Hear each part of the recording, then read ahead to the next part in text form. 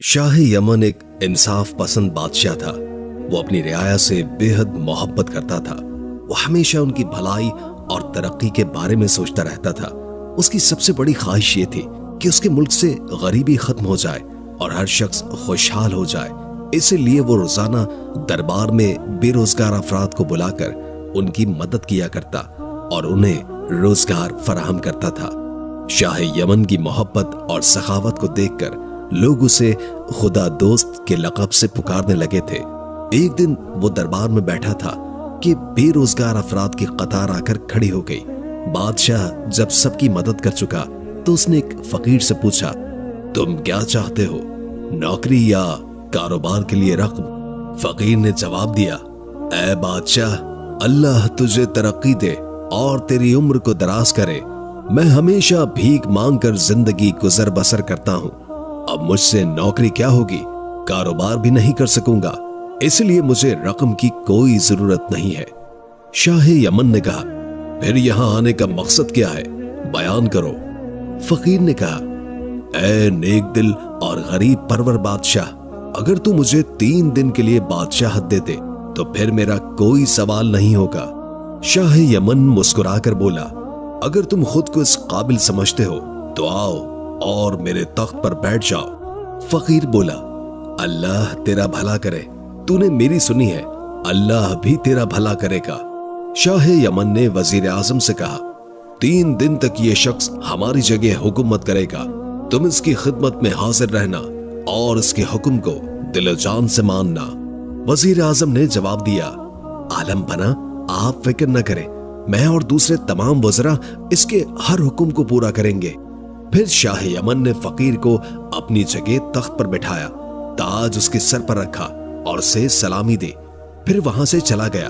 फकीर बादशाह ने वजीर आजम की तरफ देखा, अपनी मूंछों को ताव दिया और अपनी लंबी दाढ़ी पर हाथ फेरा, फिर उसे हुक्म दिया, ऐ वजीर आजम, तुम फौरन हमारे लिए नए और बादशाहों जैसे कपड़े सिलवाकर हमारे सामने पेश करो। वजीर आजम ने कहा, बहुत बेहतर है बादशाह सलामत, मैं अभी दर्जी को पैगाम पहुंचा देता हूँ। ये कहकर वो दरवाजे की तरफ कदम बढ़ाने लगा, लेकिन अभी 2-4 कदम ही चला था कि फकीर बादशाह ने आवाज दी, ऐ वजीर आजम, हम बहुत भूखे हैं, पहले खाना तैयार करने के लिए कह दो। वजीर आजम ने जवाब दिया, बादशाह सलामत, खाना तैयार है, मगर दस्तूर के मुताबिक दरबार बर्खास्त होने से पहले खाना दस्तरखान पर नहीं रखा जाएगा। फकीर बादशाह ने तेवरी चढ़ाते हुए कहा, दरबार को बर्खास्त करने के लिए क्या हाथी और घोड़ों की जरूरत है? बस कह दो कि अब सब लोग अपने अपने घरों को जाएं और आराम करें। दरबारी उसकी बात सुनकर उठ खड़े हुए और आपस में कहने लगे, अजब आदमी है, ना बात करने की तहजीब है और ना ही कोई सलीका। बैठ गया बादशाह बनकर। चुनाचे दरबारी उठकर चले गए और वजीर आजम फकीर बादशाह को अपने साथ खाने के कमरे में ले आया, जहां दस्तरखान पर किस्म किस्म के खाने सलीके से रखे हुए थे। फकीर उन्हें देखकर बेचैन हो गया, फौरन अपना कंबल उतारकर एक तरफ फेंका और तेजी से बैठ गया। वजीर आजम ने कहा, हजरत, हाथ तो धो लीजिए। फकीर ने तिरछी निगाहों से देखते हुए कहा, अजब बदतमीज हो, ये भी नहीं मालूम कि बादशाह लोग कभी हाथ नहीं धोते, उनके हाथ हमेशा पाक और साफ होते हैं। वजीर आजम ने कहा, मुआफ कीजिएगा, आप बिस्मिल्लाह कीजिए। वो हर चीज को बड़ी दिक्कत से देख रहा था और हर प्लेट से एक एक लुकमा खा रहा था। वजीर दिल में सोच रहा था कि इसने कभी ऐसे खाने नहीं देखे होंगे। आज ये चीजें देखकर ये कितना बेचैन हो रहा है, चाहता है कि ये सब चीजें फौरन हजम हो जाएं। आखिरकार उसने खूब दिल लगाकर खाना खाया, लेकिन फिर भी खाना बचा हुआ था। उसने वजीर आजम से कहा, ऐ वजीर, इस खाने को कहीं छुपा कर रख दो, हम शाम को खाएंगे, लेकिन एहतियात रखना, किसी को देखने न दो। वजीर ने कहा, बादशाह सलामत, शाम की फिक्र न करें, आपको ताजा खाना मिलेगा। फकीर बादशाह ने कहा, कैसा बेवकूफ है, अगर शाम का खाना हमें पसंद ना आया तो हम यही खा लेंगे। वजीर ने कहा, आप इस वक्त फकीर नहीं बादशाह हैं, आपके लिए लजीज खाने ही तैयार किए जाएंगे, लिहाजा इस खाने की फिक्र न करें। फकीर बादशाह ने अपनी कमीज से हाथ लगाकर एक जोरदार डकार ली और कहा, चल ठीक है, अब इसे उठवा लो। उसी वक्त खिदमतगारों ने तमाम प्लेटें उठा ली और वहां से चल पड़े। फकीर बादशाह ने एक और डकार ली और फिर कहा, अबे शाही टुकड़े की प्लेट इधर ला दो। खिदमतगार ने प्लेट सामने रख दी और वो जल्दी से खा गया। यूं 3 दिन तक उसने हुकूमत करने के बजाय ऐश व आराम की जिंदगी गुजारी। सारा दिन खाता और नरम बिस्तर पर लेटा रहता, गाना सुनता और नाच देखता। थोड़ी देर के बाद कपड़े बदलता और खिदमतगारों को गालियां देता। वजीर और बाकी सभी परेशान हो गए। अल्लाह का शुक्र है, चौथे दिन इस बदतमीज से निजात मिल जाएगी। शाह ने दरबार में आकर फकीर बादशाह से कहा, अब आप तख्तो-ताज छोड़ दीजिए, क्योंकि 3 दिन मुकम्मल हो चुके हैं। फकीर बादशाह ने मुस्कुराकर कहा, हमने 3 दिन की बादशाहत में ये जान लिया है कि जो हुकूमत में है वो फकीरी में नहीं। अब तक तुमने ऐश की है, अब हम ऐश करेंगे। इसके बाद फकीर बादशाह ने हुक्म दिया कि शाही लिबास उतारकर खद्दर के कपड़े पहन लो और अपनी बीवी बच्चों का हाथ पकड़कर हमारे महल से निकल जाओ, और अगर तुमने गर्दन मोड़ी तो मैं तुम्हारी आंखें निकालकर चीलों को खिला दूंगा। वजीर और दरबारी शाह यमन की तरफ देख रहे थे कि वो क्या हुक्म देता है। जल्लाद तलवार के साथ खड़ा था, लेकिन शाह यमन ने फकीर बादशाह को जवाब दिया, हुकूमत तुम्हें मुबारक हो, मैं अपने बीवी बच्चों के साथ महल से निकल जाऊंगा। फकीर बादशाह ने कहा, महल से नहीं, शहर से भी निकल जाओ। वजीर ने कहा, जहां पना ऐसा ना कीजिए, मुल्क तबाह हो जाएगा। शाह यमन ने कहा, अल्लाह को यही मंजूर है, अब मुझे हुकूमत नहीं चाहिए। तुम सब लोग नेक नियति के साथ अपने फराइज अदा करो, मुश्किल आसान हो जाएगी। ये कहकर वो महल से निकल गया और अपनी बीवी और बच्चों से कहा कि वो अपने शाही कपड़े उतारकर खद्दर के कपड़े पहन ले, क्योंकि अब वो बादशाह नहीं है, अब हमें कहीं और जाकर रहना होगा। बच्चे खामोश थे, बीवी हैरान थी, लेकिन उन्होंने एक लफ्ज भी न कहा और कपड़े बदलकर उसके साथ हो गए। शाह यमन के 2 बच्चे थे, नसीब और शमीम। नसीब 2 साल का था और शमीम 7 साल का था। दोनों बच्चे हाथ पकड़े हुए थे और मलका आलमारा के साथ महल से निकलकर जंगल की जानिब चल पड़े। बच्चे चलते चलते थक जाते तो उनको कांधों पर बैठा लेता, आलमारा थक जाती तो दरख्त के नीचे आराम करती। यूं चलते चलते वो 1 हफ्ते के बाद एक छोटे से शहर में पहुंचे। आलमारा ने कहा, हमें इस शहर में ठहरना चाहिए, किसी सराय में कमरा किराए पर ले ले ताकि छुपने के लिए जगह मिले, उसके बाद आप मेहनत करके कुछ पैसे कमाइए। शाह यमन को यह तजवीज बेहद पसंद आई। दूसरे दिन शहर के बाहर एक ताजिर का काफला आ पहुंचा। ताजिर ने शाह यमन से मुलाकात की और कहा कि वो अपनी बीवी को उसके साथ भेज दे ताकि वो बच्चा पैदा होने वाली बीवी की मदद कर सके। शाह यमन ने अपनी बीवी को उसके साथ भेज दिया। कुछ दूर जाकर ताजिर ने बीवी को घोड़े पर बिठाया और तेज रफ्तारी से काफले की तरफ रवाना हुआ। बीवी ने एहतजाज किया, लेकिन ताजिर ने उसकी एक नहीं सुनी। शाह यमन बीवी के उसके साथ जाने पर परेशान हो गया और फौरन दोनों बच्चों को लेकर ताजिर के पीछे रवाना हुआ। वो ताजिर के काफले तक पहुंचा और एक राहगीर से पूछा तो उसने बताया कि वो ताजिर बहुत दूर जा चुका है। शाह यमन तेज कदमों से उसका पीछा करता रहा। दूसरी जानिब हुकूमत का सारा काम वजीर संभाल रहे थे, ताहम वो खामोश रहता था क्योंकि वो हुकूमत से जुड़ा हुआ था और अगर उसे अलग कर दिया गया तो उसे कुछ नहीं बचता। फकीर हमेशा से भीख मांगकर गुजर बसर करता आया था और दूसरों का झूठा खाकर जिंदगी गुजार चुका था। अब जबकि महल में लजीज और नफीस खाने मिलने लगे थे, उसका मिजाज बदल चुका था और वो हर शख्स को हकीर और जलील समझने लगा। शाह यमन गरीबों और बेरोजगारों की मदद करता था, लेकिन फकीर बादशाह ने कभी किसी की कोई भी मदद नहीं की और अगर कोई जरूरतमंद दरबार में आता और कुछ सवाल करता तो उसे बुरा भला कहकर भगा दिया जाता। रियाया दिन रात शाह यमन के लिए दुआ करती कि वो सेहतमंद रहे और जल्द आकर वापस हुकूमत संभाले। दूसरे ममालिक के बादशाहों को यकीन था कि शाह यमन एक फकीर को हुकूमत देकर हमेशा के लिए नहीं बैठ सकता, वो जल्द वापस आकर उसको तख्त से हटा देगा। इस यकीन की वजह से किसी ने यमन पर हमला करने का इरादा नहीं किया, क्योंकि उनका ख्याल था कि फकीर बादशाह पर फतह पाना उनके लिए कोई भी मुश्किल नहीं होगा। इस सूरत हाल में जब वजीर, दरबारी और शाही मुलाजमीन के साथ साथ रियाया भी उसके खिलाफ थे, फकीर बादशाह अपनी आसाइशों में मसरूफ था और इन बातों से बिल्कुल बेखबर था। एक दिन शाह यमन चलते चलते एक शहर में पहुंचा जहां हजारों लोग जमा थे।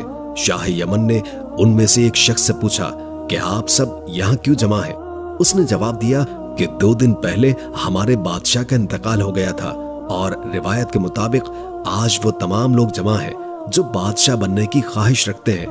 एक बास को आजाद किया गया है और बास जिसके भी सर पर बैठेगा वो बादशाह बन जाएगा। शाह यमन ने पूछा, क्या मरहूम बादशाह की कोई औलाद नहीं है?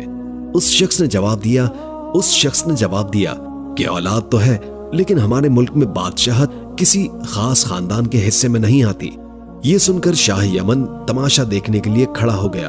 अल्लाह की कुदरत के पास नीचे उतरा और उसके सर पर बैठ गया। शाह यमन बहुत हैरान हुआ और बास को सर से हटाने की बहुत कोशिश की, लेकिन लोगों ने उसे घेर लिया और मुबारकबाद देने लगे। शाह यमन ने कहा, भाइयों, मैं बादशाह नहीं बनना चाहता हूँ। लोगों ने एक आवाज में कहा, अब तुम्हें बादशाह बनना पड़ेगा, ये खुदा का हुक्म है। फिर वो सब उसे पकड़कर ले गए और शहर में उसके गले में फूलों के हार डाले और फिर उसे सफेद घोड़े पर बिठाकर हर गली, हर कूचे और बाजार से उसका जुलूस निकाला। बाद में वजीर, अमीर और दरबारी उसे इज्जत के साथ महल में ले गए और उसे नहलाकर नया लिबास पहनाया गया और लजीज खाने पेश किए गए। उसी शाम को उसे तख्त पर बिठाकर ताजपोशी की रस्म अदा की गई। शाह यमन को हुकूमत चलाने के तरीके पहले ही मालूम थे, इसलिए उसने पहले ही दिन से सब काम बखूबी संभाल लिया। इस बात पर तमाम वजीरों को हैरानी और खुशी दोनों हुई। शाह यमन ने मुल्क के इंतजामात बहुत बेहतर किए और रियाया को पहले से कहीं ज्यादा खुशहाल बना दिया। दूसरे ममालिक से तिजारत शुरू हुई और रवाबित कायम हुए। 2 साल में उसने मुल्क को बहुत तरक्की दी और इत्मीनान से हुकूमत की। एक दिन बैठे बैठे उसे अपने दोनों बच्चों की याद शिद्दत से आई और उसकी आंखों से आंसू बहने लगे। वजीर ने जब ये हाल देखा तो घबरा कर कहा, आप शादी कर ले, अल्लाह आपको औलाद भी दे देगा। शाह यमन ने गहरी सांस ली और कहा, नहीं, मैं शादी नहीं करूंगा, बल्कि मैं चाहता हूं कि आप ऐलान करें कि हम 2 लड़के चाहते हैं, जो भी देना चाहे हमें देकर मुंह मांगे इनाम का हकदार बने। वजीर ने अगले दिन यह ऐलान करवा दिया। 3 या 4 दिन के बाद बहुत से लोग लड़कों को लेकर हाजिर हो गए। शाह यमन ने उनमें से हर लड़के को बुलाया और उनसे कुछ देर बात की। अपने तजर्बे से 2 लड़कों को शरीफ, ज़हीन और होशियार पाया तो उन्हें अपने पास बैठा लिया। उन लड़कों को 2 मुख्तलिफ अफराद लेकर आए थे। शाह यमन ने दोनों को 5-5 हजार अशरफियां देकर रुखसत किया और लड़कों को नया लिबास पहनवा कर कहा, हम तुम दोनों को अपनी औलाद की तरह समझते हैं, हम हमेशा तुम्हारी भलाई का ख्याल रखेंगे, तुम भी हमें अपने वालिद की तरह समझना और नेक नियति से रहना। दोनों लड़कों ने वादा किया और महल में शहजादे की तरह रहने लगे। 1 हफ्ते के बाद शाह ने उनकी तालीम और तरबियत के लिए उस्ताद भी मुकर्रर किए ताकि वो हर फन में माहिर हो जाएं और किसी लायक बन सके। शाह को उन लड़कों से ऐसी मोहब्बत हो गई कि जैसे वो उसके अपने बेटे हो। रात को वो उन्हें अपने साथ सुलाता और उनके साथ नाश्ता और खाना खाता। दरबार में भी उन्हें अपने करीब बिठाकर एक को दाएं तरफ और दूसरे को बाएं तरफ बिठाता। इस तरह दोनों लड़के दरबार के आदाब भी सीखने लगे। वो सौदागर जो शाह यमन की बीवी को लेकर फरार हुआ था, उसी मुल्क का रिहायशी था। वो पहले शाह से खुशगवार ताल्लुकात रखता था और जब अपने मुल्क वापस आया तो उसे मालूम हुआ कि शाह यमन का इंतकाल हो चुका है और अब एक नया बादशाह हुकूमत कर रहा है। वो खुशामद की आदत का शिकार था, इसलिए वो बहुत से तोहफे लेकर बादशाह की खिदमत में हाजिर हो गया और कहने लगा, आलम पना, मैं इस मुल्क का रिहायशी हूँ और सौदागर हूँ। 2 साल बाहर रहने के बाद वापस आया हूँ और आपके लिए ये तोहफे लेकर आया हूँ। बादशाह ने तोहफे को कबूल किया और उसे नेक आदमी समझकर अपने मसाहिबों में शामिल कर लिया। सौदागर रोज आता और मुख्तलिफ कहानियां सुनाता और चमचागिरी करता रहता। जब 1 या 1.5 महीने तक ये सिलसिला जारी रहा तो बादशाह को यकीन हो गया कि वो कोई नेक शख्स नहीं है। फिर एक रात बादशाह ने दोनों लड़कों से कहा, कल रात जब ये सौदागर महल से निकले तो तुम दोनों उसके पीछे जाना और देखना कि ये कहाँ रहता है और इसके पास कौन कौन से लोग आते हैं। दूसरे दिन रात को दोनों लड़के उसके पीछे चल पड़े। वो कहीं नहीं रुका और सीधा अपनी हवेली में चला गया। दोनों लड़के हवेली के दरवाजे के करीब दीवार से लगकर बैठ गए। उनमें से एक लड़के को नींद आने लगी तो वो दूसरे से कहने लगा, भाई मुझे बहुत नींद आ रही है, खामोश रहने से बेहतर है कि हम आपस में बातें करें। दूसरा लड़का बोला, अच्छा तो ये बताओ कि तुम्हारे बाप ने तुम्हें 5000 अशरफियों में क्यों बेच दिया? क्या वो तुमसे मोहब्बत नहीं करता था? पहले लड़के ने जवाब दिया, वो मेरा बाप नहीं था, वो तो एक मछेरा था। मेरा बाप तो यमन का बादशाह था। एक रोज वो मुझे और मेरे भाई नसीम को दरिया के किनारे ले गया। नसीम को छोड़कर मुझे कांधे पर बिठाया और दरिया में उतर गया। जब हम दरिया के बीच पहुंचे तो नसीम की चीख सुनाई दी। भेड़िया उसे उठाकर ले जा रहा था। मेरा बाप भी घबरा गया और मैं चीखने चिल्लाने लगा। बस इसी घबराहट में मेरे हाथ छूट गए और मैं दरिया में गिर पड़ा। मुझे कुछ भी होश नहीं रहा, लेकिन जब आंखें खुली मैं मछेरों की झोपड़ी में एक चटाई पर लेटा हुआ हूँ। मछेरों ने मेरी परवरिश की और जब बादशाह का ऐलान सुना तो मुझे लेकर 5000 अशरफियों में बेच दिया। दूसरे लड़के ने कहा, तुम्हारे भाई का नाम नसीम था? उसे तो मैं जानता हूँ। वो भेड़िया नसीब को पीठ पर डालकर ले जा रहा था कि एक शिकारी ने उसे देख लिया और अपने घोड़े को दौड़ाते हुए उसके पीछे चल पड़ा। कुछ ही देर के बाद वो शिकारी भेड़िए के करीब पहुंचा और उसे तीर से मार डाला। फिर उसने नसीब को घोड़े पर बिठाया और अपने घर ले गया। शमीम कहने लगा, क्या तुम मुझे उसके पास ले चलोगे? शिकारी ने जवाब दिया, अब ये मुमकिन नहीं, क्योंकि उसने नसीब को बादशाह के हाथ 5000 अशरफियों में फरोख्त कर दिया था। शमीम भाईजान कहते हुए उससे चिमट गया और दोनों की आंखों से आंसू बहने लगे। उसी दौरान करीब की खिड़की से आवाज आई, मेरे बच्चों, तुम्हारी गमगीन माँ यहाँ कैद है। दोनों ने एक दूसरे की तरफ देखा और कहा, यह आवाज हमारी माँ की है, वो इस सौदागर की कैद में है। फिर वो दोनों दौड़ते हुए महल में गए और बादशाह के कदमों में गिरकर रोने लगे। बादशाह घबराकर जाग उठा और उन्हें अपने करीब बिठाकर मोहब्बत के साथ पूछा, मेरे प्यारे बच्चों, तुम अभी से क्यों वापस आ गए हो और तुम्हारी आंखों में ये आंसू कैसे हैं? दोनों ने जवाब दिया, उस सौदागर ने हमारी माँ को अपनी हवेली में कैद करके रखा है, बराए करम उसे रिहा करवा दीजिए। बादशाह ने सवाल किया, क्या तुम दोनों की माँ एक ही है? शमीम ने कहा, जी हाँ, ये मेरा भाई नसीब है, हम दोनों यमन के शहजादे हैं। उसके बाद उन्होंने बादशाह को सारी बात बता दी, जिस पर बादशाह ने उन्हें सीने से लगाकर कहा, मेरे बच्चों, मैं तुम्हारा बाप हूं, क्या तुमने मुझे नहीं पहचाना? दोनों लड़के अपने बाप से मिलकर बेहद खुश हुए और कहा, अब्बा जान, हमारी माँ को फौरन आजाद करवाइए। बादशाह ने कहा, हम समझ गए हैं, ये वही सौदागर है जिसने हमें धोखा देकर तुम्हारी माँ को अगवा कर लिया था। खैर, फिक्र न करो, कल हम उस सौदागर से बात करेंगे। दूसरे दिन सौदागर बादशाह के पास आया तो बादशाह ने कहा, आज हमारा इरादा है कि हम तुम्हारे मकान पर जाएं, लेकिन तुम खुद ही आ गए हो। सौदागर ने जवाब दिया, आलम पना, मेरा मकान आपके कदमों के लायक नहीं है, मगर चूंकि आपकी ख्वाहिश है इसलिए मैं आपको दावत देता हूं कि कल आप तशरीफ लाएं। बादशाह ने यह दावत कबूल कर ली और दूसरे ही दिन अपने दोनों बेटों और वजीर को हमरा लेकर सौदागर के महल में पहुंच गया। सौदागर ने उन सब की पजीराई की। उसके बाद उसने नाचने वाली हसीन लड़कियों को बुलवाकर उनका नाच दिखाया। नाच को देखकर बादशाह ने कहा, तुम्हारा महल बहुत खूबसूरत है, हम इसकी सैर करना चाहते हैं ताकि हमें यह मालूम हो कि महल और हवेली में क्या फर्क है। सौदागर ने कहा, बहुत अच्छा, तशरीफ लाइए। और वो सबको महल के हर कमरे में ले गया। सिर्फ एक कमरा बाकी रह गया था जिसे वो बाग की तरफ ले जा रहा था। बादशाह ने पूछा, उस कमरे को क्यों छोड़ दिया?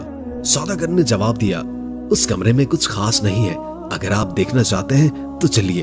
फिर वो सबको लेकर उस कमरे में गया जहां एक बुत खड़ा था और उस पर पर्दा पड़ा था। बादशाह ने कहा, उस पर्दे को हटाओ। सौदागर ने पर्दा हटा दिया तो बादशाह ने उसे गौर से देखा और पहचान लिया कि ये उसकी मलका का बुत है। उसने सौदागर से कहा, हमें ये बुत बहुत पसंद आया है, इसे फौरन हमारे महल में पहुंचा दो।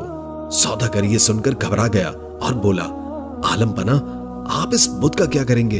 अगर आप मुझे मुआफ कर दें तो मेरे लिए बहुत भला होगा।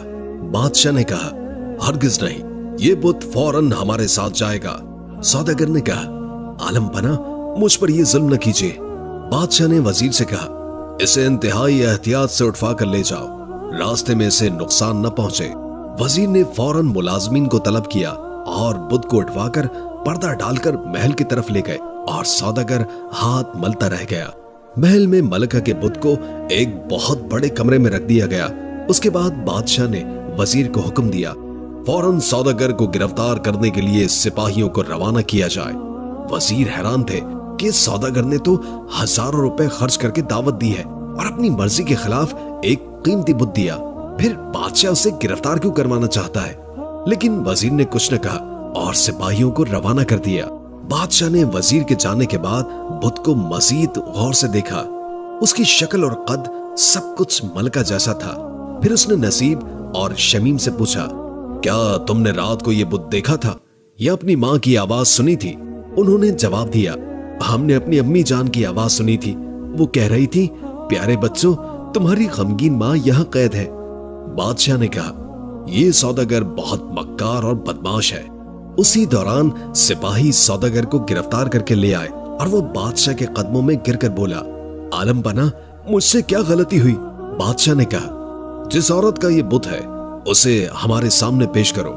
सौदागर बोला, आलम बना, मुझे नहीं मालूम कि ये किसका बुत है, मुझे तो ये एक संग तराश ने दिया था। बादशाह ने वजीर आजम से कहा, इस मक्कार शख्स को कैद खाने में डाल दो। सुबह सूरज निकलते ही सौदागर ने रहम की भीख मांगनी शुरू कर दी, मगर बादशाह ने सख्ती से कहा, तुम रहम के मुस्तहिक नहीं हो, तुम्हारा अंजाम मौत ही है। बादशाह ने सिपाहियों को इशारा किया कि इसे ले जाओ। सिपाहियों ने सौदागर को घसीटकर जेल की काल कोठरी में डाल दिया। वो चीखता चिल्लाता रहा, लेकिन किसी ने उसकी एक न सुनी। सुबह सूरज निकलने से पहले सिपाही उसे जेल से निकालकर कातिल के मैदान में ले आए। मैदान के दरमियान एक चबूतरा था, जहां दो पत्थर एक दूसरे से कुछ फासले पर रखे गए थे। जल्लाद ने सौदागर का सर झुकाकर उसकी गर्दन उन पत्थरों के दरमियान रख दी, फिर तलवार उठाकर हुक्म का इंतजार करने लगा। सौदागर का जिस्म खौफ से कांप रहा था और आंखों से आंसू बह रहे थे। जैसे ही वजीर ने गिनती शुरू की, सौदागर चिल्लाया, मुझे मत मारो, मैं बताऊंगा ये बुत किस औरत का है। बादशाह ने इशारा किया कि इसे फौरन हमारे सामने लाया जाए। सिपाहियों ने रस्सियां खोलकर उसे बादशाह के सामने पेश कर दिया। बादशाह ने कहा, बोलो, तुम क्या कहना चाहते हो? सौदागर ने एतराफ किया, आलम बना, मैं गुनाहगार हूं। मैं सिर्फ सौदागर नहीं, बल्कि मैं औरतों को अगवा करके गुलामों के बाजार में बेचने का भी काम करता हूं। सैकड़ों औरतों को फरोख्त कर चुका हूं, लेकिन कोई ऐसी हसीन नहीं मिली जिसे अपना बना सकता। सौदागर ने मजीद कहा, 2.5 साल पहले की बात है, मैं अपने काफिले के साथ यमन जा रहा था। रास्ते में हमने एक जगह पड़ाव डाला। मैं एक दिन शहर में अपने कयाम के लिए जगह तलाश करने गया। वहां एक सराय में एक सीधे साधे आदमी को देखा और उसे धोखा देकर उसकी बीवी को ले भागा। वो औरत इंतहाई खूबसूरत थी, जिसे देखकर मेरे दिल में उसे अपनी बीवी बनाने की ख्वाहिश पैदा हुई, लेकिन वो किसी भी सूरत राजी न हुई। जब मैं सफर पर जाने लगा तो मैंने उसे अपनी हवेली में कैद कर दिया। वापसी पर दोबारा मैंने उससे अपनी ख्वाहिश का इजहार किया, लेकिन उसने इनकार कर दिया। तब मैंने सोचा कि इसे गुलामों के बाजार में फरोख्त कर दूं। उसी दौरान मुझे मालूम हुआ कि आपने मेरी हवेली देखने की ख्वाहिश जाहिर की है, जिस पर मुझे खौफ हुआ कि कहीं वो औरत आपको अपने हालात न बता दे। इस खौफ की वजह से मैंने जरताश जादूगर को 1000 अशरफियां देकर इस औरत को बुत में तब्दील करवा दिया। बादशाह ने फौरन जरताश जादूगर को बुलाने का हुक्म दिया। हुक्म मिलते ही जरताश हाजिर कर दिया गया। बादशाह ने उससे कहा, क्या तुमने इस सौदागर के कहने पर एक औरत को बुत में तब्दील किया था? अब हमारे साथ चलो और इसे दोबारा असल हालत में ले आओ। जरताश ने कहा, यह गुलाम आपकी खिदमत के लिए तैयार है। बादशाह, वजीर, सौदागर और सिपाही जरताश के साथ रवाना हुए और हवेली में दाखिल हो गए। जरताश ने बुत के गले में बंधा धागा काटा और उसे आग में जलाया और कुछ मंत्र पढ़कर 3 बार बुत पर फूंका। उसके बाद वो औरत फौरन अपनी असल हालत में वापस आ गई। बादशाह को देखकर वो मुस्कुराई और बादशाह ने भी मुस्कुराते हुए शमीम और नसीम को आगे बढ़ने का इशारा दिया, जो फौरन उस औरत से लिपट गए। बादशाह ने हुक्म दिया, सौदागर और जरताश जादूगर को हमेशा के लिए मुल्क से निकाल दिया जाए। ऐसे खतरनाक लोगों का यहाँ रहना मुनासिब नहीं।